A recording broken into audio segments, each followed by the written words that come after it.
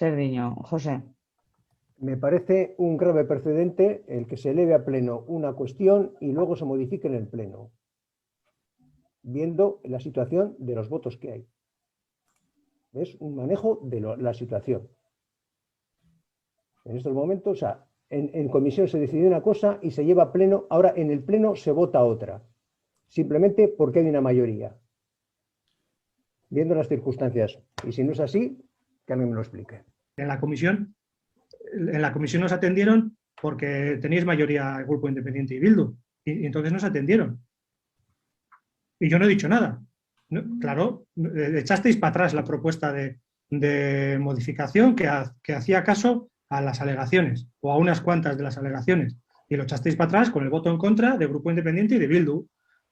Y nosotros no dijimos nada, y hemos subido la propuesta vuestra. Pero yo creo y entiendo que es interesante volver a discutirlo. No puedo dejar pasar sin intentar por lo menos aprobar las alegaciones de esa parte de los ciudadanos que han protestado.